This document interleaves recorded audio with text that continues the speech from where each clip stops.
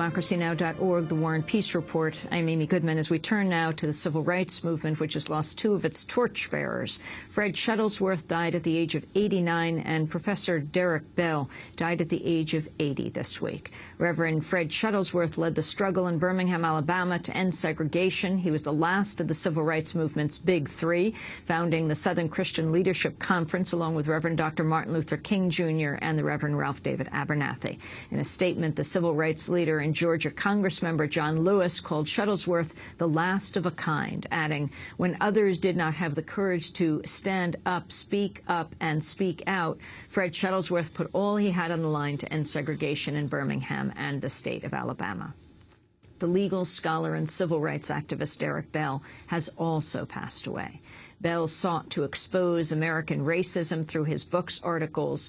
As the first tenured black professor at Harvard Law School, Bell gave up his position in protest of the school's allegedly discriminatory hiring practice. For more on the lives and legacies of Fred Shuttlesworth and Derrick Bell, we're joined now by a modern-day torchbearer of the civil rights movement, Reverend Jesse Jackson, president and founder of Rainbow Push. He's joining us today from Michigan. Reverend Jackson, welcome to Democracy Now!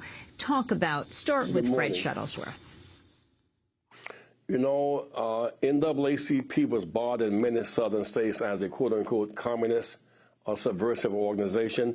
And they banned NAACP in Alabama.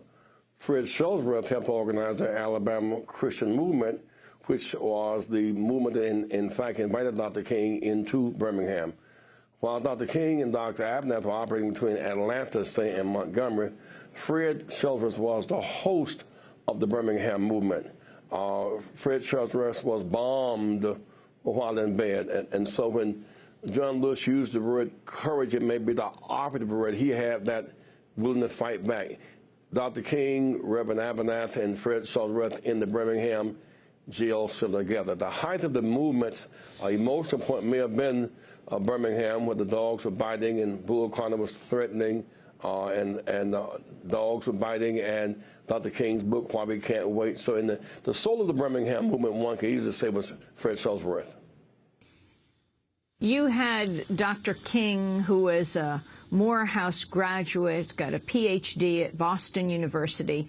Fred Shuttlesworth had a very different background, Reverend Jackson. Well, he was a kind of rough and tough grassroots kind of hands-on preacher. In other words, he was a carpenter, not an engineer. He was a street fighter, and the ministers rallied to him, and his courage became infectious. And so it was Fred who embraced many of us who were students in the movement at that time. And again, the risk he took. There is a New South today in so many ways, and one of the founding fathers of that New South, that New America, Fred Shuttlesworth, Dr. King, Dr. Abernathy. This weekend when Alabama plays Vanderbilt, when it plays Auburn, that New South, where we're choosing teams on uniform color, not skin color, and direction, not complexion, that New South is the Fred Shuttlesworth South. That New South where you can have international investment behind the cotton or the steel curtain. Fred Shuttlesworth was one of the founders of that New South. There's now the airport is now named after him, the Fred Shuttlesworth International Airport, and appropriately so. Reverend Jackson, I want to turn to a clip of Fred Shuttlesworth talking about the immediate visceral danger he encountered as one of the leaders of the civil rights movement. The Ku Klux Klan tried to blow me into heaven, blow me away. But you don't kill leaders. You don't kill the idea if you kill the person. But God saved me because he had to have somebody to go through a spectacular demonstration of his power to live in Birmingham. And when the detective said to me, he said, if I were you, I'd get out of town as quick as I could. I said, well, the officer, you're not me. And you go back and tell your Klan brethren that if God could save me through this, I'm here for the duration, and the war is on. And now I wanted to turn to Reverend Fred Shuttlesworth, talking about how he was depicted in the media as a communist when partaking in the civil rights movement.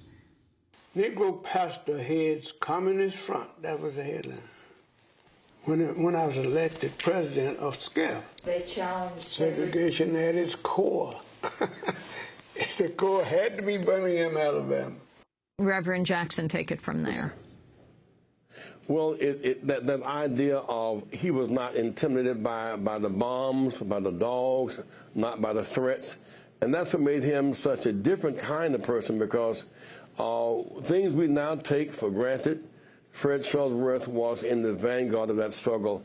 And so he has earned deep admiration, not nearly the recognition he deserves, because it was Fred who was the host of the Great Birmingham Movement, and he never stopped fighting until the very end. So we have high regard for Fred Shuttlesworth and his legacy.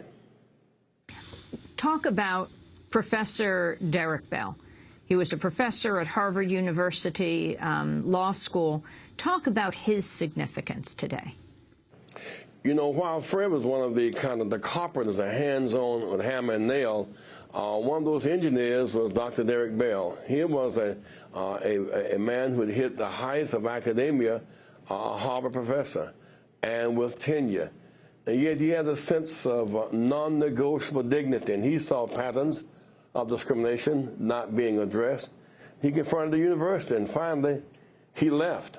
It's difficult to get people to leave these tenured positions because of the comfort zone, but Derrick Bell never settled for the comfort zone. He always chose his own sense of dignity, and to leave Harvard was courageous, a morally right thing to do, but gave him tremendous moral authority in our civil rights struggle as an interpreter of our times. I wanted to turn to a clip from WGBH 10 o'clock news in Boston, which aired this in December of 1990. The reporter Hope Kelly talks to Professor Bell, who was then teaching a seminar on civil rights at Harvard Law School. At the time, Bell was standing in solidarity with a dozen students who'd filed a lawsuit alleging the school engaged in discriminatory hiring practices. Bell's seminar is titled Civil Rights at the Crossroads, and every Monday students flock. The catch is they receive no credit, and their teacher receives no salary. By choice, Bell is on an unpaid leave that he says will continue until a woman of color joins the ranks. It certainly is a protest, and if they function, I would be very happy to have them function. But basically, I'm a teacher, and I know that you teach best by example. And my major effort in teaching is to convince students, particularly law students, more particularly Harvard law students, that they should be ready and able to take risks and make sacrifices for the things they believe in. That was Derrick Bell, and it ended up being why he left Harvard Law School. He also, Jesse Jackson, left University of Oregon for the same reason, when they refused to give tenure to an Asian woman law professor. Well, Dr. King argued that leadership must mold opinion, not follow opinion polls. And we're measured by how we handle life in the face of adversity. He made the case oftentimes that vanity asks the question, is it popular? And we all want to be received in some way. Is it politics? Politics asks the question, can I win? And many stop right there, how to win.